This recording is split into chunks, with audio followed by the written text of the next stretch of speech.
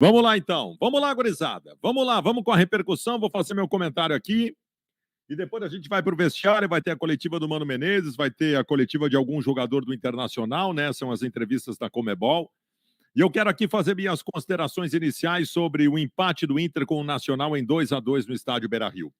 Você sabe o que é um eletrocardiograma?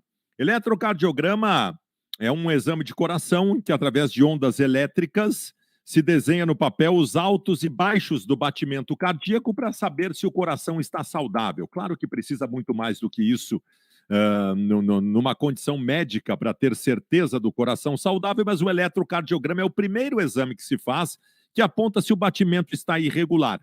Então, o que é o eletrocardiograma? O eletrocardiograma ele aponta em cima, embaixo, em cima, embaixo, em cima, embaixo do batimento do coração, né? A gente costuma dizer que é eletrocardiograma a atuação de um time de futebol quando tem altos e baixos. O Internacional na partida de hoje foi rigorosamente isso. Isso não atenua. Isso não atenua. O fato de ter tido altos na partida não atenua. Não atenua. Porque os baixos foram muito significativos. O Inter começa a partida de hoje dando indícios importantíssimos para todos nós que seria uma grande noite. Os primeiros 35 minutos de jogo do Internacional foram primorosos. Já no começo... Fala, Weber. Não, só para te avisar aqui, tá? Os jogadores do Inter foram saudar a torcida, alguns aplausos, mas deu para ouvir algumas vaias, tá? Algumas vaias quando os jogadores foram saudar a torcida. Vai daí. Tá bem. Vamos lá.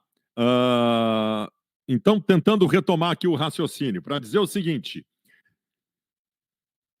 o Internacional começa a partida dando indícios primorosos de que faria uma noite alentadora para todos nós colorados.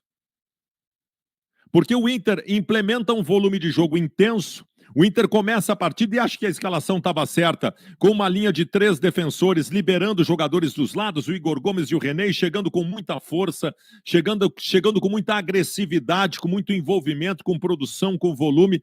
E nos primeiros 35 minutos o Inter faz o seu gol, o Internacional constrói pelo menos outras 3 chances claras de gol, 2 delas desperdiçadas pelo Wanderson, e poderia até ter resolvido o jogo ali, com 2 ou 3-0. E o Nacional mal chegava, o Nacional tinha 1 ou 2 escapadas sem nenhum perigo. Lá na reta final do primeiro tempo, o alemão perde, o alemão que estava muito bem no jogo, inclusive, o alemão perde uma bola na intermediária e o Nacional, através de uma jogada de um jogador seu que passa por 1, 2, 3 jogadores do Inter, chuta na perna do Vitão, volta para ele e ele acaba botando para dentro. Uma marcação frouxa do sistema defensivo do Internacional.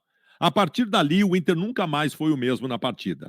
Naquela mesma reta final de primeiro tempo, o Inter se abateu, o Inter sentiu o gol, não conseguiu mais implementar aquela chegada tão agressiva e o Nacional ainda perdeu um segundo gol. O segundo tempo foi todo irregular do Internacional. As chances de gol do segundo tempo não foram do Inter, foram do Nacional. O Nacional teve pelo menos 3 ou 4 chances de gol bem mais incisivas que as nossas. Tivemos, especialmente, além do tivemos aquele lance do Pedro Henrique, em que a bola bateu sim no cotovelo dele e o gol acabou sendo anulado. O segundo tempo, que eu acho até que o Nacional foi um pouco melhor que o Inter. Não pelo volume, que o Inter teve um pouco mais, mas pelas chegadas mais incisivas. O Inter de altos e baixos não ganha um jogo no Beira-Rio que poderia lhe encaminhar a classificação. E ao contrário disso, empata o jogo no Beira-Rio que lhe dá obrigações. O Inter é segundo colocado, com 5 pontos, o Nacional primeiro com 7. Os adversários que estavam mortos lá embaixo agora tem o Inter para chegar. E eles pegam o Inter dentro de suas casas. Né? Então o Internacional agora pega o próprio Nacional e pega o Metropolitanos fora de casa, para depois encerrar contra o Independiente de Medellín em Porto Alegre. Se o Inter ganhasse hoje, o Inter poderia perder os 2 jogos fora de casa e ganhar do Independiente na última rodada.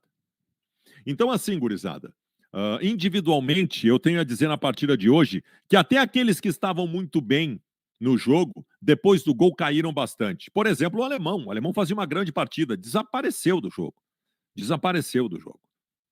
O Igor Gomes fazia uma grande partida, também acabou sucumbindo depois disso. O Mano Menezes, no segundo tempo, ele bota o Pedro Henrique e o Bustos para mudar o status quo ofensivo do Inter. Ele tira o Wanderson, que estava mal no jogo, coloca o Pedro Henrique pela esquerda, tira o Igor Gomes e põe um lateral que chega. Então nós tínhamos o Pedro Henrique pela ponta esquerda, o Alemão de centroavante e o Bustos quase de ponta direita. De efetivo não aconteceu nada. As outras trocas do Inter também não trouxeram nada de efetivo. Embora tenha feito o gol, o Depena, de novo, fez uma partida sofrível. E outros jogadores também fizeram. O sistema defensivo do Inter é uma peneira, desde que começou o ano. É levantar a bola na área do Inter, que é perigo sempre. Levantou a bola na área do Inter, é perigo sempre. De quem é a culpa disso? Isso também é do treinador. Isso também é do treinador. A única coisa boa mesmo do segundo tempo do Inter hoje foi de novo ver o Luca entrando e dando um passe decisivo para um gol do Inter, coisa que ele já fez em outras duas oportunidades. Aliás, por que o Luiz Adriano está na frente do Luca na hierarquia? Vou dizer mais. No momento, se é para escolher um dos três centroavantes, eu escolheria o Luca de titular, que tem mais merecimento do que o Luiz Adriano, obviamente, e até mesmo do que o alemão.